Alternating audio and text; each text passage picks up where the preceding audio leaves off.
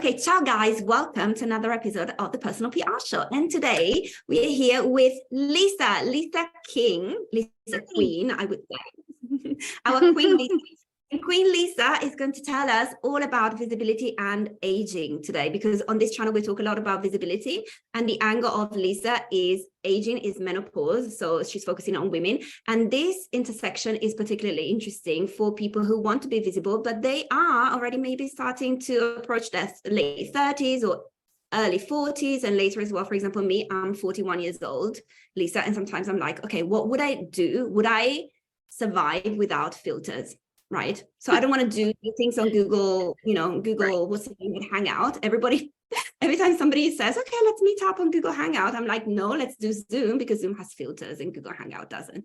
Okay, so we need to talk about this as well. But first, let's welcome you and to the Personal PR Show. We're very, very excited to have you here. And I would like to acknowledge our co-moderator and co-interviewer today, who is my lovely Biz Bessie Martina, who everybody knows here on this channel. Of course, she's been here many, many times. And then also our lovely member of the audience, Marie-Louise, who comes to so many of our live episodes, and we're always grateful to have you here. Okay, awesome. So let's get started, Lisa. Sure. So would you maybe to introduce yourself, so we set the tone for today's container. Okay, fabulous. Well, thank you for inviting me. I am Lisa King. I'm the owner of Lisa King Yoga, which focuses on women's health, women 40 and older.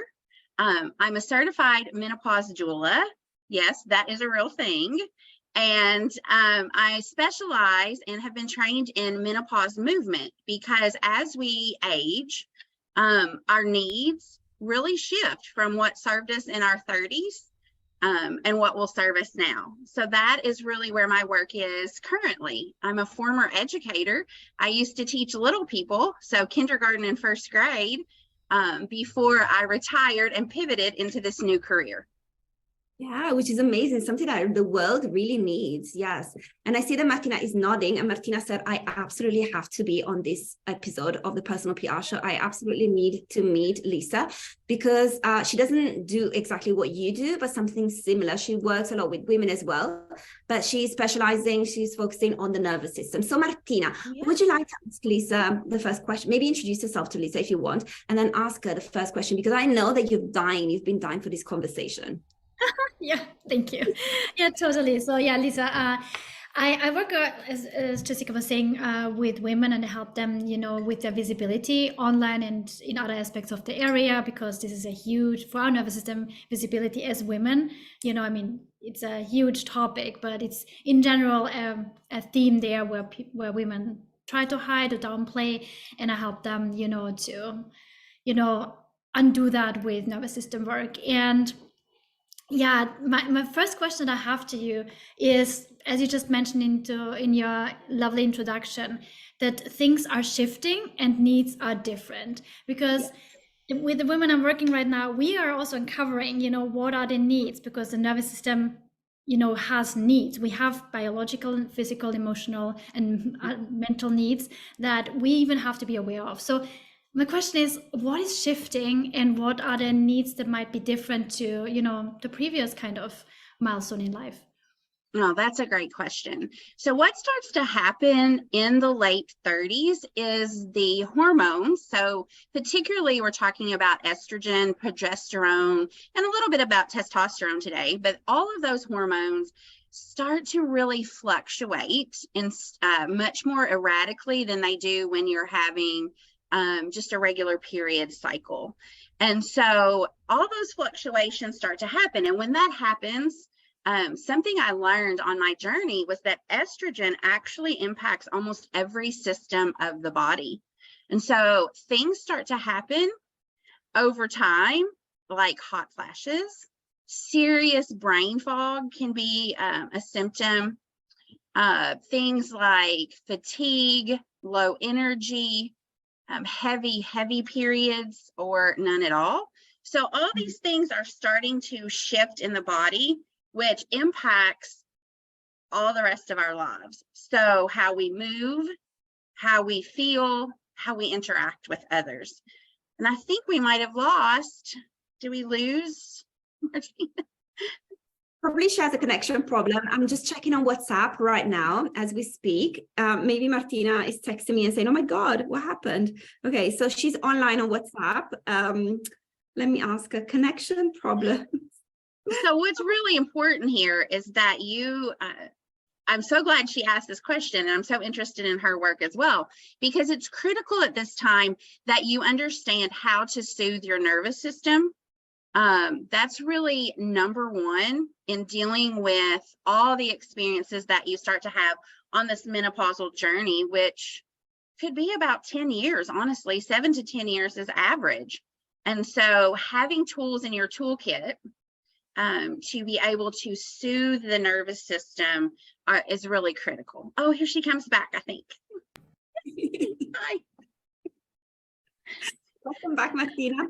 So Lisa was just saying that it's critical to soothe the nervous system, you know, in these 7 to 10 years on average, right? Exactly. Yes. Lisa, would you mind maybe summarizing just quickly? You said, thank you. So Martina then can, you know, get back into the conversation and ask you further questions. Thank you. So I was just saying that as those hormones start to fluctuate, lots of symptoms start to occur. And one of the key things that we have to help women add to their toolkit are just strategies for knowing how to soothe the nervous system, because stress is the #1 player in the way your symptoms show up and how long they last, how intense they are. So it's so critical that women understand how to soothe the nervous system. Thank you. Thank you for repeating and summarizing. Thank you. Sure. Yes, Martina. Okay, so should we explore the relevance of nervous system work during menopause a little bit further? What do you think? What do you guys think? Or do you want to, I think that's really critical. One of the things that's very interesting is that by 2025, 1 billion women will be somewhere on this menopause journey. And so I just want to clarify, so when I say menopause journey, I think, especially in the United States, we're very focused on menopause as being like one day or one short event in a woman's life. It is not one day or a short event.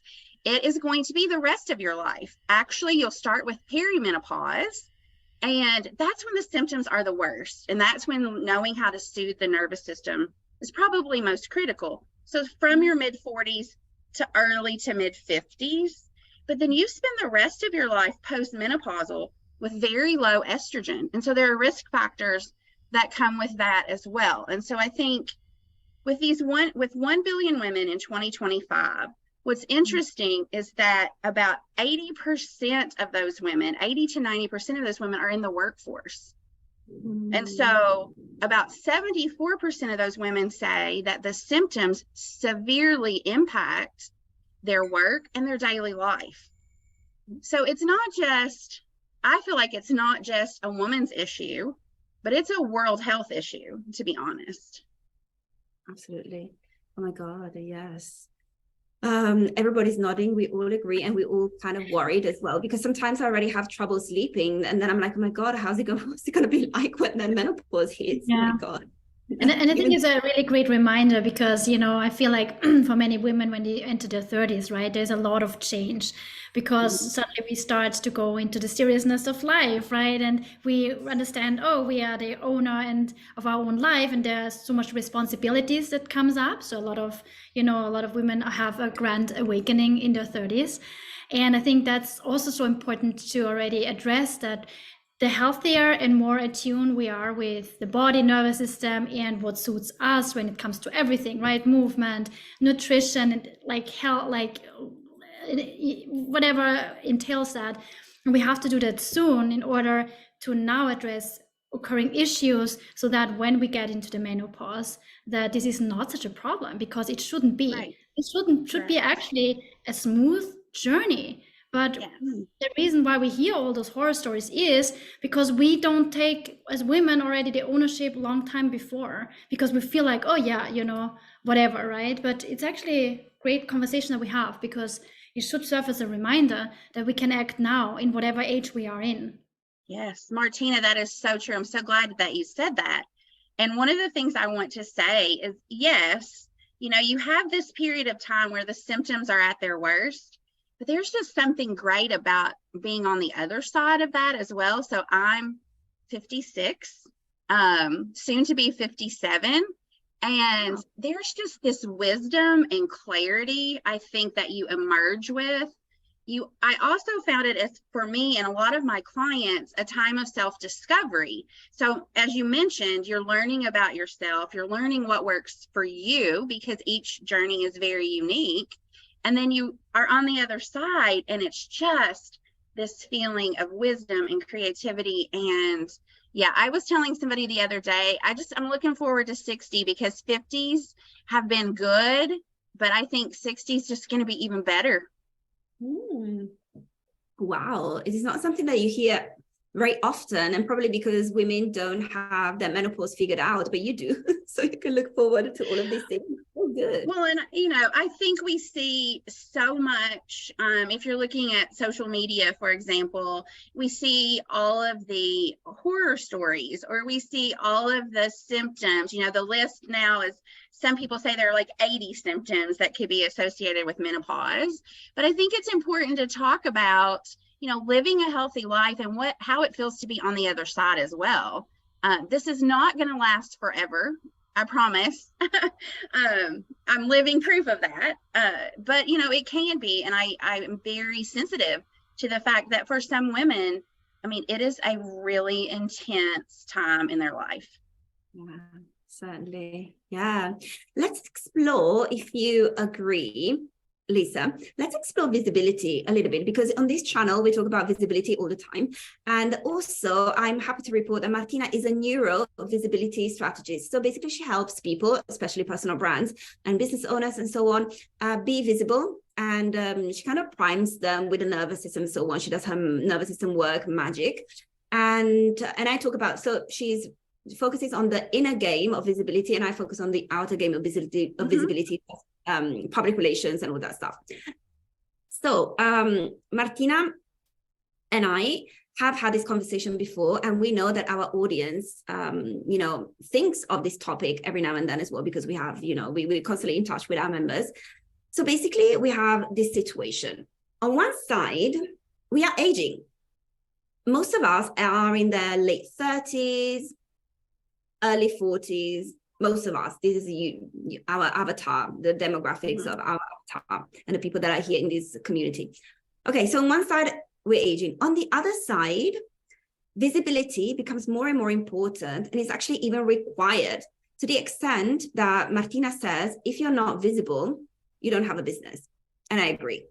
Right. So we are really expected to be visible and to show ourselves in front of the camera on a daily basis, multiple times a day. Martina and I go live every single day. We've been going live for more than 160 days.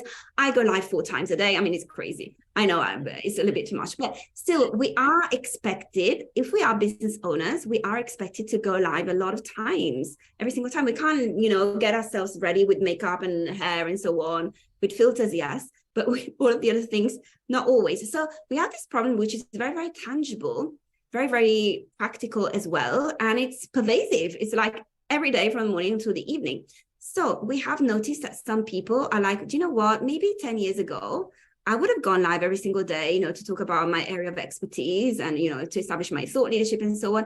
But today, I don't feel comfortable with that. Let me just go live once a week. And then they miss out on a lot of opportunities, business opportunities as well, right? That will have a very tangible impact on the daily life, because if the money doesn't come in, it doesn't come in. You will notice in your daily life, right? So I think that there is a dilemma out there when it comes to aging and visibility, especially for women. What is your stance on this? Well, I agree completely. One of the things that will often happen as you start into the menopause transition is that you lose confidence, because things start to change. The body starts to change, the body shape. You start to get wrinkles, you start to get lifelines on your face.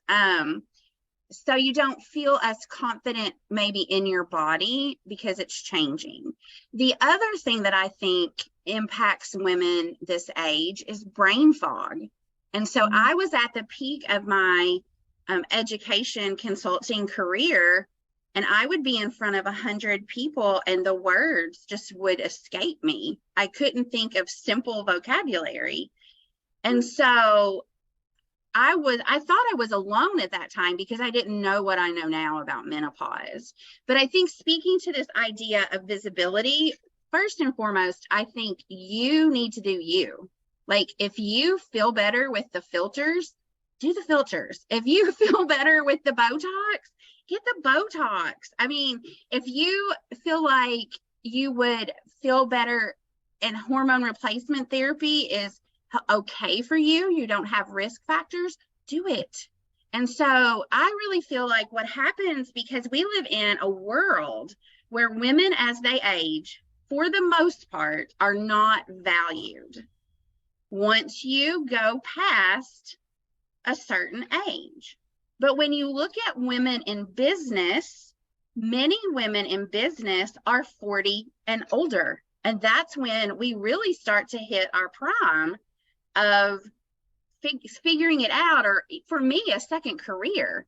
And so I think, you know, as we start to age, the more we can normalize this conversation around women and aging, that it is not a disease, it's not a deficit.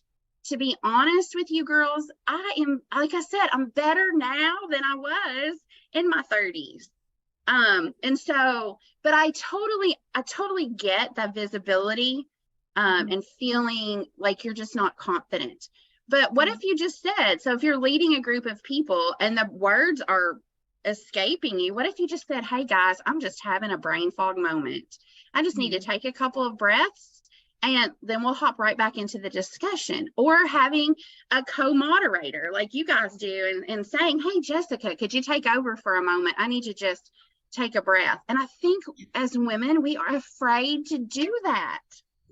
Males will do that. Women are just a little more reluctant.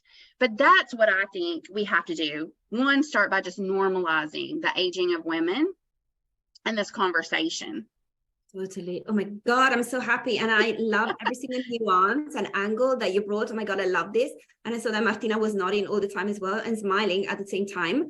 And Marie-Louise was very interested too. So I'm going to open the conversation to them as well. Martina, Marie-Louise, would you like to jump in? Yeah, I want to give Marie-Louise the first possibility. So this is, yeah, really interesting. And it's something that resonates with me because I am 38 and I just discovered last year that, and we discussed this with Martina already, that we women operate on a 28-day cycle and not a 24-hour cycle only like men do. And I was like, last year I discovered this and I was like, I'm about to hit perimenopause.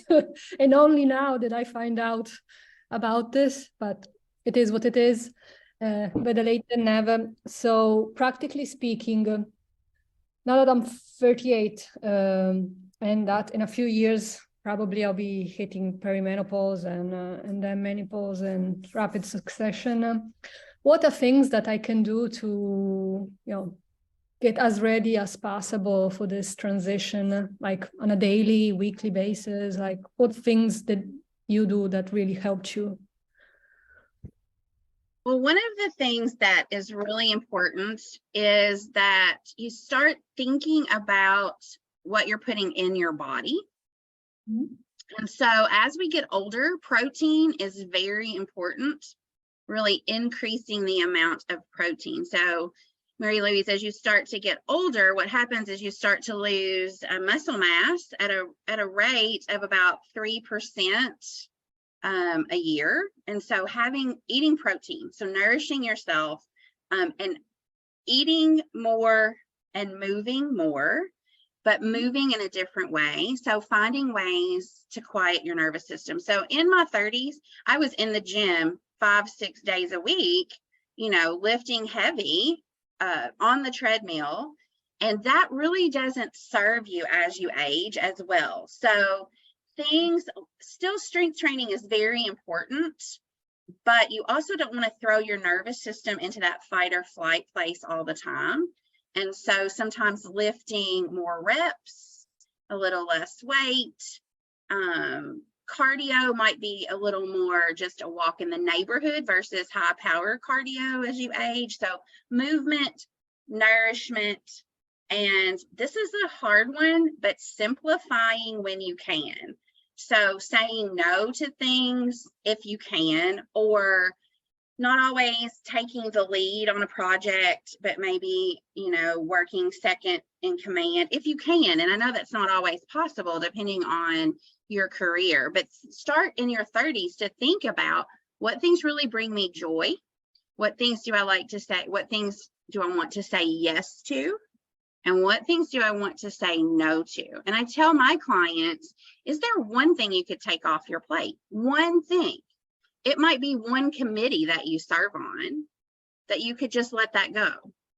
So finding ways to begin to simplify, nourish, and move would be my 3 things. Yeah, and I'm here to report, Lisa, that Marie-Louise and I share the same personal trainer, and we do train every single morning with a lot of weights, as you can see, dumbbells and kettlebells. I'm sure that Marie-Louise has hers as well. But Martina always tells us, yes, you shouldn't lift so much. You should also do like relaxing stuff. So I saw that she was smiling when you were saying, okay, you can still do strength training, but do other kinds of movement as well. Yeah. And I still have do it every day. I do it 4 times.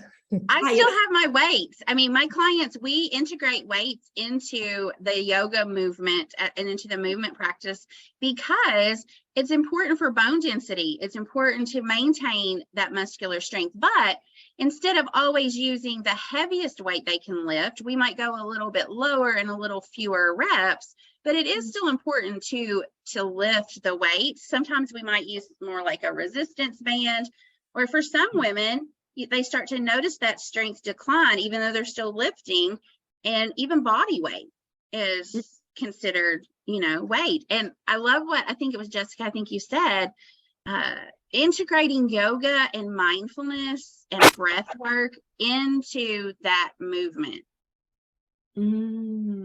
Yes. Oh my God, this is uncharted territory for me. Restorative yoga all the way. So maybe you start with a little bit of like legs up the wall, then you do your workout. You can even do this right now in your 30s. You start with legs up the wall for 5 minutes, just coming into your body and breathing. Then you do your workout, and then maybe you end your workout with another restorative pose that just feels really luxurious. Yeah. As a matter of fact, stretching is the best part of the training usually, also because it's the end, but also because it feels good. I don't associate it with breathing, to be honest, but it feels good to stretch the body. Absolutely. So thank you for the prompt. That's great. Yes. So Marie-Louise, we know what to do now. Legs up to wall is wonderful. Yeah, I do it in the evening before I go to bed. Yeah, so I'm glad you confirmed it's very important. Yeah, so good. Awesome. Yes, Martina, I know that you want to ask something to Lisa.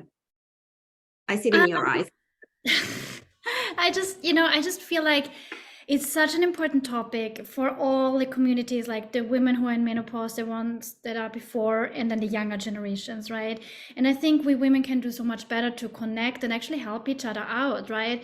Like for us now in the 30s, 40s to really, understand, hey, we need to prepare and hear out from the people who are from the women who are in menopause, because menopause is, I truly look forward to this. I don't think that this will be a hell of a ride, because I'm already, doing what I can to live a very holistic and healthy life.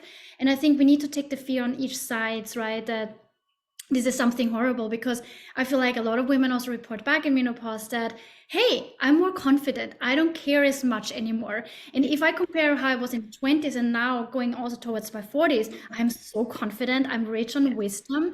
And I think that is an important message, and more like collaboration and like coming together and making this as a joint kind of project that we women, we have to help each other out and learn from each other, right? So is there anything that you would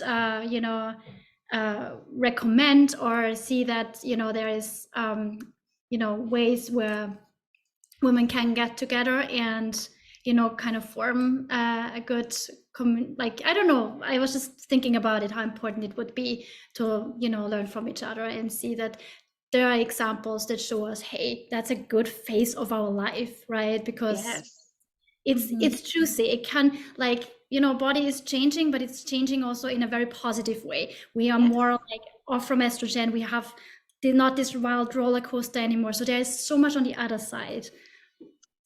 Yes.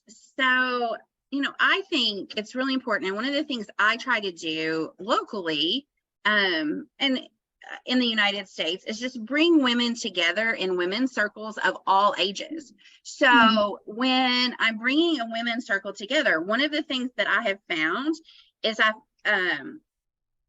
a lot of times younger women don't see the need to come to a circle that's going to talk about menopause. But if we frame it in like, let's get together and talk about women's health issues.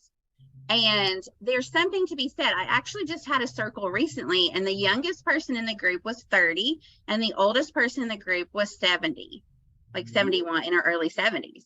And so I was surprised that I actually had the 30-year-old in the group. She came with her mother-in-law, who was about 60. But when she so I asked everybody at the end, like, what are you taking away? And she said, I'm just excited. I'm excited to have heard from your wisdom, to know that there are things, just like you guys were saying, things I can do right now. And she said, I came into this circle and I felt afraid of aging. And she said, I feel a little bit better about that. And so that's what I think we can do, is start to bring groups of women together, all ages, and say, let's just talk about women's health issues. Because hopefully we're all going to be postmenopausal. Right? The alternative is not what I want. I want to be postmenopausal. Exactly. Oh my God. Yeah, that's true. Oh, wow. So good. So good. And there's something I wanted to ask and I forgot. Brain fog. That's why I have my moderator, Martina, here. Well, I was also going to say, like, I think bringing women that are older to just looking even at media now, I think we have this much more positive image that we're starting to see of women in the media. There's a lot of work starting to happen. I'm super excited around the menopause conversation. I just saw that Oprah Winfrey is having like a menopause group where she's bringing Drew Barrymore and some other just high profile women together to talk about it. So yes, Oprah is talking about it. So I'm really excited because I think in the past, and I have a daughter that's 30 and one that's 27. And so I want them to see me really thriving at this point. I've started a new career. I am active. I want them to see that, because then they see the positive side. They did see the crazy side for a while, I'll be honest, when the symptoms were rough. But that's also having that conversation, with them, like, yeah, this is happening right now. I'm being irrationally, blowing up very irrationally, and I'm sorry, and I know it's irrational. Just bear with me, it will pass. So having them kind of along for the ride. So having women your age and younger, we talk to girls about getting their first period, but we don't talk to girls about menopause, the whole cycle of the woman. Yeah. Totally. Yes, you're so right. Oh my God, Oprah is leading the way. She's leading the pack. So we're very, very happy. The conversation is going to intensify around menopause. So we see that the conversation is starting. The conversation, like, there are more and more women who are getting visible, even in this social media age where there's oh my God, I lost my point. Anyway, what I wanted to say is this. So on one side, women maybe are feeling not comfortable when it comes to visibility, but we do have a lot of tools in our arsenal, which is, number one, filters. Number two, also, I don't know, like beauty treatments, and it could even go into surgery, right? I don't know a lot of people have had surgery at my age, to be honest, but I do know a lot of people who do treatments, and I started actually doing treatments myself. I don't do the Botox and so on, but I've always excluded, but I'm like, oh my God, you don't know what you're going to be looking like in 5 years. Maybe you will say yes to Botox as well. I don't know. I'm not excluding it anymore now, but I am doing micro needling. I started 2 months ago, and now I had my second micro last week, no, 2 weeks ago, right? It was so painful, but it was worth it because now the skin feels better, right? Yes. So you said, you took a very clear stance, Lisa, and you said, if you want to do your Botox, if you want to do your treatments, just do them, right? Exactly. So the problem is rather the brain fog, because there are no treatments against brain fog. I mean, there are some things that you can do, of course, but yes. So the question is, should we be more worried and maybe get a little bit more active around ways to avoid brain fog rather than, being worried about our appearance? If we were to prioritize something, what would you say, the list would be? I know it's a silly question, but let's talk about it. What comes out? Because sometimes from silly questions, good answers come out. Well, and I don't think that's a silly question at all. When thinking about the symptoms that women experience, hot flashes or hot flushes are the #1 symptom. And so things you can do around that is dress in layers. Just dress in layers, because you could have your own summer or your own winter at any point in time. Secondly, breath work. So I really teach my clients about using the breath, because you always have it with you, right? So using an extended exhale, so just grounding in your feet and breathing in through your nose and letting that exhale be a little bit longer. That's something people don't even notice that you're doing necessarily. Also, just a 5-minute break, like I said earlier, when brain fog starts to happen. So if you're in a meeting, for example, let me just say, let's take a 5-minute break, or excuse me, I need to hop out to the ladies' room. And maybe you don't go to the ladies' room, but you go outside and you walk around the building because you just need that fresh air, get outside, breathe in some fresh air, because that completely can reset the brain. So I do think brain fog, probably when you're thinking of women who are in the public eye or visible, that for me was the one that I felt the most self-conscious about, because I speak for a living, I lead groups, and I couldn't even think of simple vocabulary. So again, I think eating right, keeping water available, hydrating, all those things, sleep. Oh my gosh, sleep. I don't know, Martina, you might chime in about that too, because sleep, 7 to 9 hours of sleep is just critical as you start to age, especially when the brain gets foggy. So in order for your brain to reset for the next day, it needs sleep. Oh, yes. If you had a good night's sleep the next day, the next morning, you feel that you can conquer the world, don't you? Yes.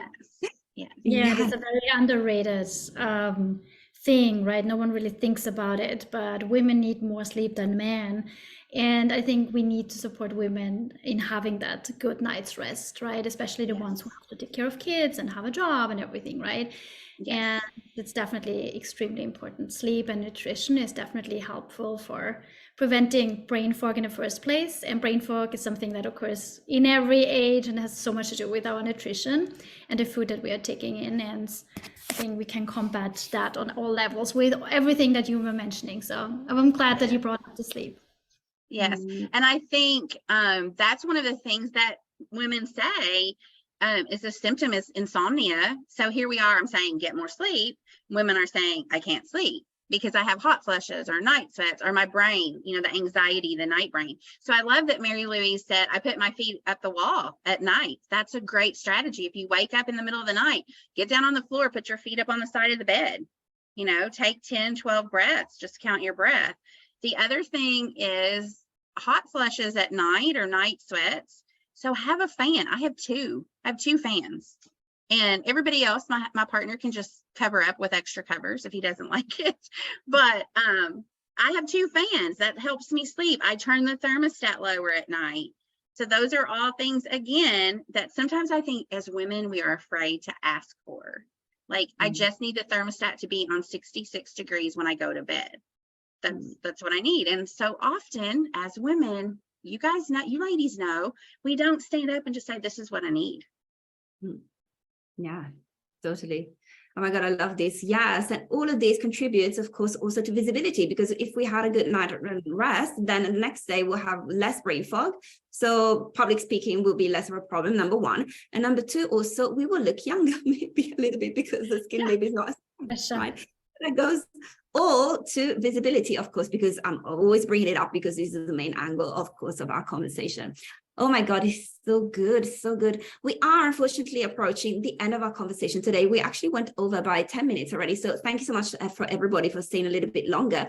But maybe we can take another 5 minutes and maybe wrap up, or maybe there are questions that Martina and Marie-Louise you still want to ask, or maybe there is something, Lisa, that you still would like to mention, because we absolutely have to know it when it comes to aging and visibility. The floor is open, ladies. I think the last thing I would like to say in regard to visibility and self-care is that sometimes it's okay to take a break if you need it. And so one of the challenges of being highly visible is sometimes we ignore the self-care need.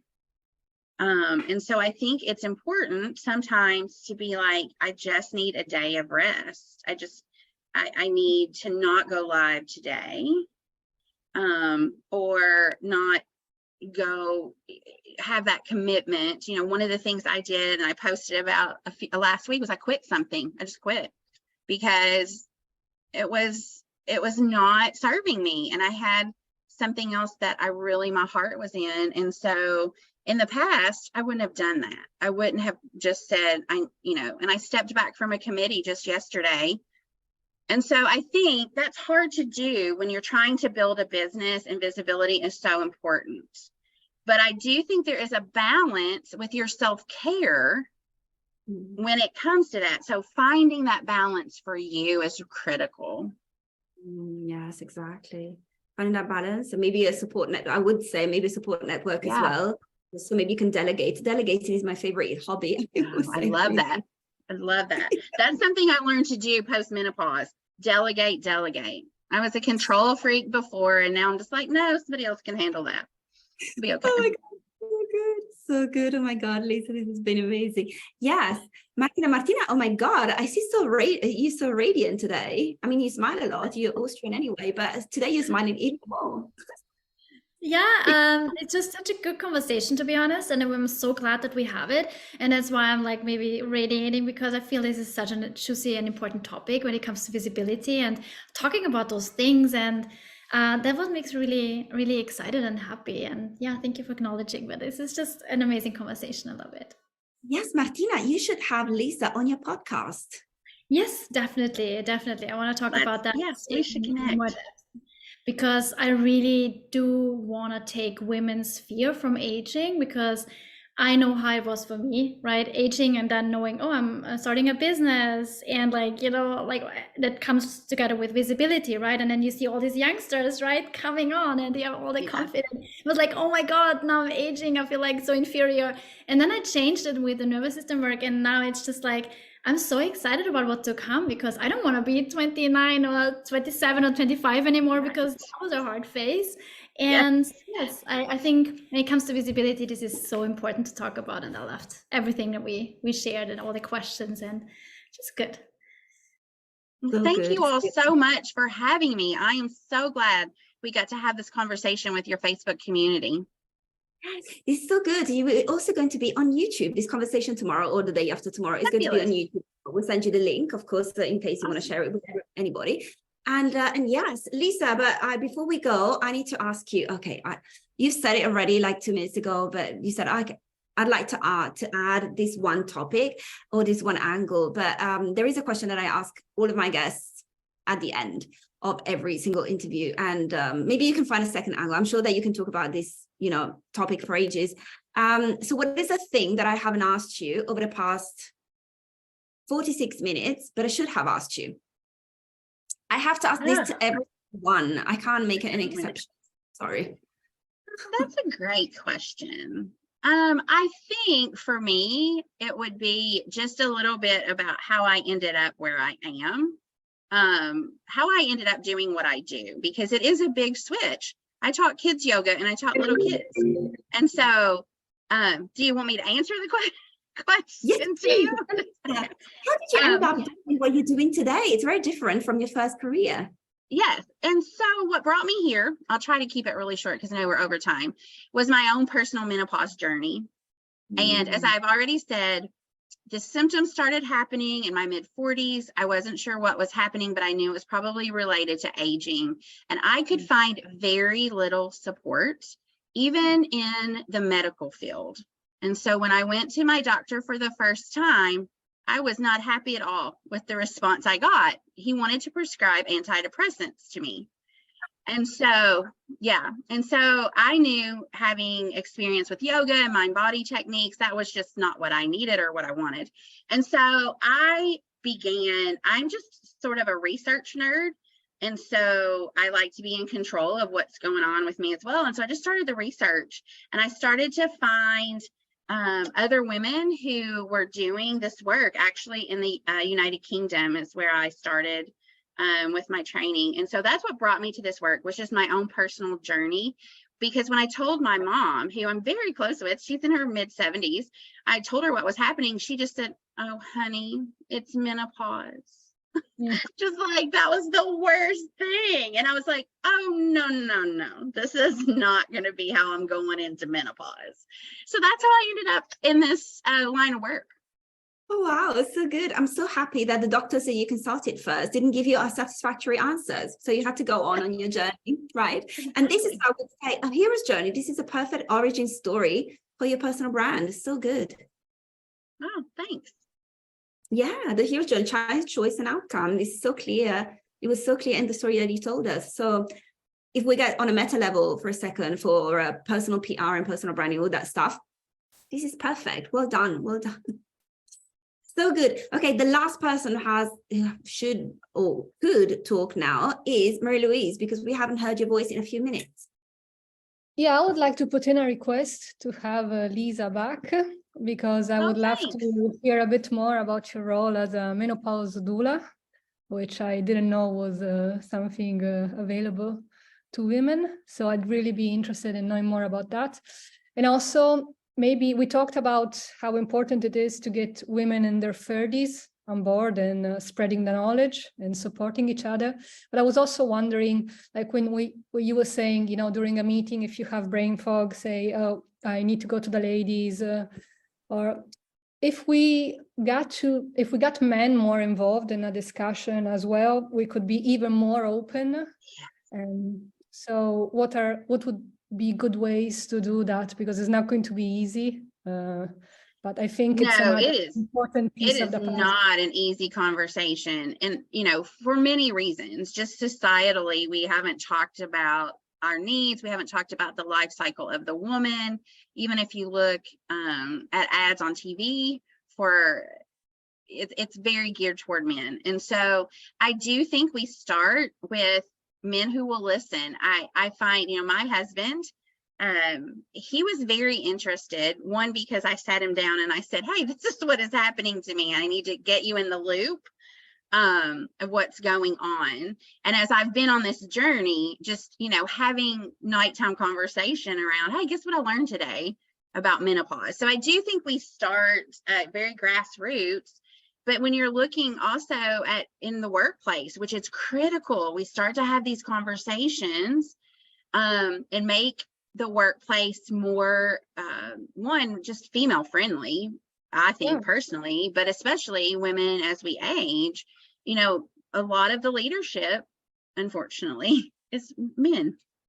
And, but I think continuing just to have the conversations when they can arise, and just saying things like just going into a boss and saying, you know, I'm not feeling well. I'm having some symptoms. This is what's happening. It's very natural for me. But again, that's easy for me to say because I had a great boss too. And so I know that those conversations are not always easy. You know, we have a lot of women here in Kentucky who work in manufacturing on an assembly line.